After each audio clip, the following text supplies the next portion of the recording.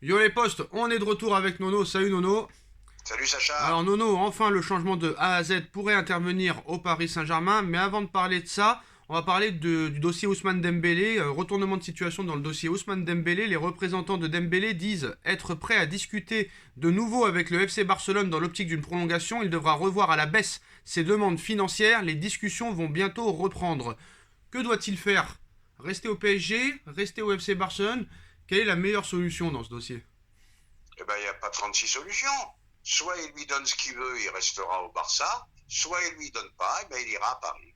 J'ai l'impression que c'est plus les représentants de Dembélé qui veulent parler avec le Barça plutôt que le Barça qui veut parler avec Dembélé. J'ai l'impression que le Barça, ça y est, on t'a fait une proposition cet hiver, tu l'as refusée, tant pis pour toi.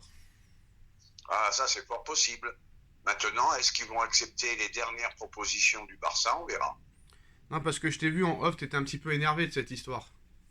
Ben oui, ça m'énerve parce que, attends, un coup, j'en peux plus du Barça, la proposition me suffit pas, j'ai des accords verbaux avec Paris, et après, on reprend les discussions avec le Barça. Ça devient quand même comique, on va dire. Ah bah tu fais bien de parler de ça, Nono, parce qu'apparemment il y avait un préaccord verbal avec le Paris Saint-Germain, mais il peut le retirer avant le 25 avril prochain pour rediscuter avec un autre club ou une prolongation de contrat avec le Barça.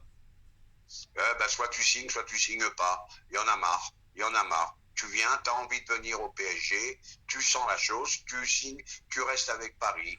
Qu'est-ce que c'est? Et je reprends les discussions avec Barça. C'est vraiment le foot d'aujourd'hui, hein. Alors en tout cas, le Barça va empocher le pactole avec ce nouveau partenariat Spotify qui va leur apporter 435 millions d'euros en 12 ans, Nono. Ah ben oui, là, ça leur fait une manne financière qui leur permet de voir les choses autrement. Ce qui n'empêche quand même que les baisses de salaire de Jordi Alba, de Sergio Busquets, de Gérard Piqué et même de Ousmane Dembélé pourraient intervenir. Donc ça prouve quand même que Laporta gère bien l'affaire en tout cas. Ah, le mec, il est en train de remonter le club. Là, on peut pas dire le contraire. Il est en train de remettre les finances à plat. Ça m'a l'air d'être un très très bon président. Alors Nono, maintenant, l'information incroyable qui vient de sortir il y a quelques heures. L'Inter Miami veut recruter Lionel Messi cet été et prévoit de lui formuler une offre très importante niveau salarial, même si ce ne sera pas simple de le faire venir. Le PSG ciblera Mohamed Salah pour le remplacer le cas échéant, qui sera en fin de contrat en juin 2023 à Liverpool. Honnêtement Nono, Messi qui s'en va cet été, Salah qui arrive, comment t'aperçois ça? Eh ben, malgré l'amour que j'ai pour Léo, eh ben, je lui dis, Léo, va à Miami, mon petit. Tu n'es pas heureux chez nous. Là-bas, tu vas retrouver le soleil de Barcelone. Tu vas retrouver la Dolce Vita. C'est une semi-retraite. Et la venue de Mossala éventuelle, elle nous apporterait un très, très gros plus. Surtout Nono, la chose qui est très intéressante, c'est que si Messi s'en va et que Salah arrive, l'Égypte n'est pas qualifiée pour la Coupe du Monde 2022, donc Mo Salah sera concentré à 100% sur le Paris Saint-Germain, contrairement à Messi, Neymar, qui, on va dire, vont baisser le pas pour ne pas être blessés pour cette Coupe du Monde qui aura lieu en hiver. Ah, ben Mossala nous apportera un très, très gros plus. Donc toi, tu es pour le départ de Messi et l'arrivée de Mo Salah. Tout à fait.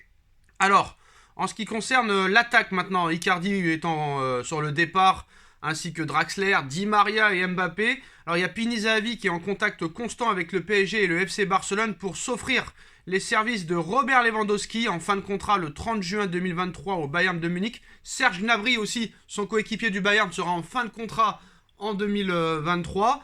Paris doit-il faire le duo Gnabry-Lewandowski au PSG? Eh ben, je vais te dire, ce duo m'a beaucoup impressionné au Bayern. S'il y a une opportunité, eh ben, qu'ils y aillent. Et on en revient à ce que je disais dernièrement. Virez-moi, bon, Messi, Léo, au revoir. Neymar, au revoir. Icardi, au revoir. Et là, tu te retrouves avec une attaque éventuelle. Salah, Lewandowski, Nagby. Eh ben, excuse-moi. Salah, Lewandowski qui? Et comment tu m'as dit, Nagby? Non, Gnabry. Nabri, pardon. Et ben, crois-moi que ça fait une attaque très très percutante, hein. On t'a oublié Angel Di Maria aussi qui devrait partir. Oui, ben, au revoir aussi, Angel.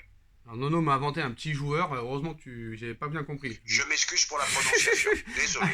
Alors Nono, en ce qui concerne aussi Mbappé, bah, pour l'instant Mbappé, il y a eu une histoire hier. Franchement, c'est là que tu vois que le monde est triste, hein, parce que les gens ont vraiment rigolé là-dessus. Moi, ça m'a pas vraiment fait rire. Peut-être qu'à une époque, ça m'aurait fait rire, mais là, ça m'a pas fait rire. Winamax, regardez, je vous le montre à l'écran, hein, avant d'en parler à Nono, qui a pris une photo d'un gars qui montrait ses fesses. Et leur publication disait Wilfried Mbappé lors de son but de son fils contre l'Afrique du Sud. Donc, total manque de respect. Mbappé a réagi à ça. Hein. Le danger des paris en ligne ne peut ne plus avoir de limite. Un peu de respect, s'il vous plaît. Alors, c'est vrai que cette photo, quand même, est choquante, Nono. Hein. Oui, je suis d'accord que la photo est choquante, mais il faut arrêter avec tout ça. Winamax, apparemment, c'est un sponsor qui ne plaît pas à Mbappé. Non, il n'y a aucun sponsor sportif, paris sportif, qui ne plaît à Mbappé. C'est peut-être pour ça que eux font des choses comme ça. Oui, mais il faudrait qu'il ouvre les yeux, Mbappé, qu'on est à l'époque des paris sportifs, on est à l'époque des jeux en ligne. Bon, ben voilà, faut arrêter. Tout bon qu'il est, faut arrêter de jouer au monsieur propre. Bon. Là, faut arrêter. Non, on va pas se mentir. Moi, quand j'ai vu l'image, quand même, j'ai un petit peu rigolé. Ça m'a fait rire. Mais bon, c'est pas comme si c'était son père sur la photo. Donc, il faut savoir rire de tout quand même. Ils ont pas insulté son père, voilà. À un moment donné. Voilà, faut arrêter. Là, je pense que le clan Mbappé en fait beaucoup trop, hein, à mon avis. Hein. Bon, ça prouve au moins que l'argent n'est pas le premier critère pour lui. C'est déjà bien. Oh, mais t'inquiète pas, Sacha, sois pas naïf. Ils vont trouver d'autres sponsors. Hein. Ah bah oui, ça c'est sûr. Ça c'est sûr et certain. Pas, hein. Bah t'as vu tous les sponsors qu'il a déjà. C'est quand même impressionnant. Bah, bien sûr. Et Nono, on finit par une information quand même qui pourrait être une bonne nouvelle. Après, il faudra voir sur le terrain.